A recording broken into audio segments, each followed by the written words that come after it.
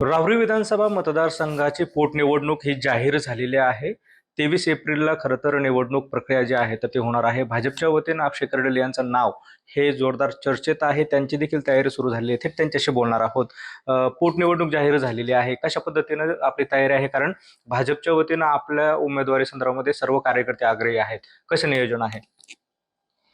आता ही निवडणूक म्हणजे माझ्यासाठी निवडणूक नाही, तर हा संपूर्ण ही जी प्रक्रिया आहे ही भावनिक प्रक्रिया आहे.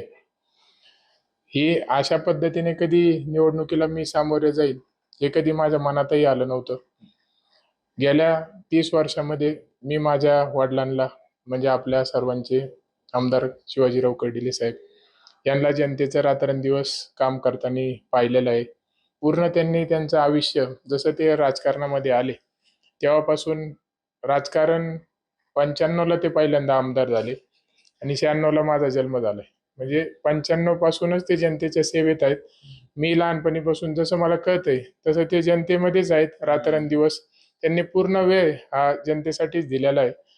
निश्चित माझाही आता हाच प्रयत्न राहील की त्यांनी जी वाटचाल सुरुवात करून दिली तीच वाटचाल पुढे न्यायची आहे.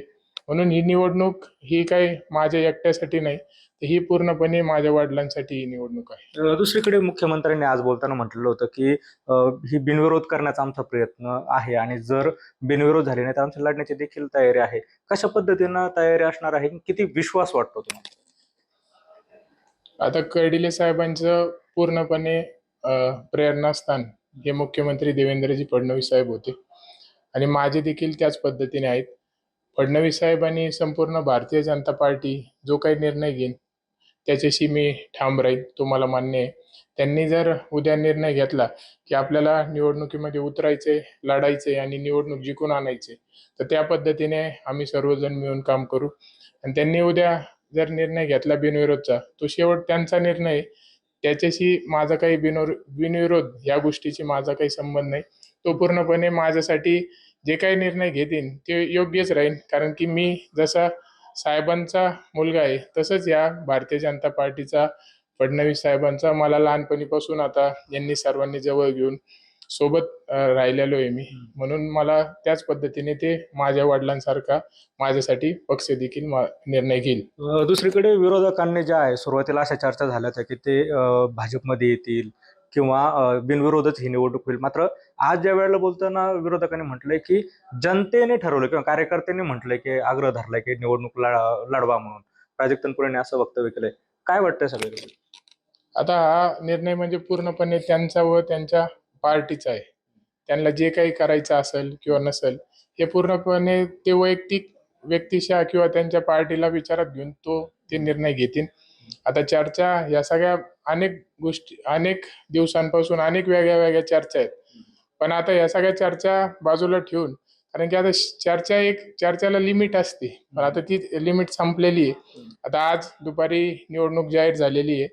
पूर्णपणे फडणवीस साहेबांनी सांगितलंय की भारतीय जनता पार्टी ही निवडणूक लढवतीये आणि बिनविरोध होण्याचा तो साहेब प्रयत्न करतायत. पण आता तो प्रयत्न जरी झाला किंवा नाही झाला तरी पण साहेबांनी सांगितले की पूर्ण ताकद लावून आम्ही ही निवडणूक जशी 2024ची कर्डिले साहेबांसोबत उभा राहून केली होती तशीच आता देखील ते माझ्यासोबत पूर्णपणे उभा राहून ही निवडणूक पार पाडणार आहे. किती विश्वास वाटतो मग निवडणूक? पूर्णपणे मला जनतेवरती विश्वास आहे. कारण की 30 वर्ष झाले मला जेवढा वेळ नाही दिला माझ्या वडिलांनी तेवढा वेळ या जनतेने दिलेला आहे. म्हणून निश्चितपणे आज त्यांची मला क्षणोक्षणी प्रत्येक ठिकाणी आठवण येते. कुठं गेलो तरी त्यांनी प्रत्येकासोबत संबंध तयार केलेत. एक वेगळं भावनिकतेचं नातं प्रत्येकाशी आहे. असं कोणीच म्हणत नाही की साहेब माझ्यासाठी आमदार होते किंवा पुढारी होते किंवा नेता होता. प्रत्येक जण असंच कुठं गेलं तरी म्हणतो की साहेब म्हणजे आमच्या घरातला माणूस होता.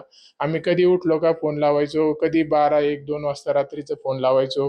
कधी आम्हाला वाटलं साहेबांकडे जायचं तर घरी यायचो किंवा कुठं जरी काही काम आम्हाला आठवलं आता काम आहे, कुठे आहेत साहेब, फोन लावून विचारायचं आणि तिथं पोचून काम करायचो. म्हणजे जसं आपल्या घरात एक वडिलोधारी माणूस असतो की आपण त्याला हक्काने फोन लावू शकतो आणि काम करून घेऊ शकतो, तसं जनतेसाठी साहेब म्हणजे घरातला माणूस झाले होते. आणि आज निश्चित मला एवढा विश्वास आहे की ही जनता नगर राऊरी पाथर्डीची ही पूर्णपणे जशी साहेबांवरती प्रेम करत होती, तसंच मला देखील हे 5 महिने आज झालेत त्यांना आपल्यातून जाऊन, पण मला एकही क्षणाला त्यांनी अशी जाणीव होऊन दिली नाही किंवा असं मनातही वाटून दिलं नाही किंवा मला मनात कुठंतरी खंत होईल असं काहीच केलं नाही की साहेब नाहीत म्हणून. त्यांनी पूर्णपणे जसं साहेब त्यांच्यावर प्रेम करायचे, ते साहेबांवर प्रेम करायचे, तसंच प्रेम आज मला म्हणजे जनता म्हणते की आज साहेब नाहीत पण आम्ही साहेबांसारखे तुमच्यासोबत आहोत, एवढा विश्वास मला सर्वांवरती आहे. एकूणच जर बघितलं तर या पोटनिवडणुकीमध्ये विजय होईल असा विश्वास जो आहे अक्षय कर्डिले यांनी व्यक्त केलेला आहे. कॅमेरा पर्सन प्रसादसह सुनील भोंगळे, एबीपी माझा, अहिल्यानगर. एबीपी माझा, उघडा डोळे बघा नीट.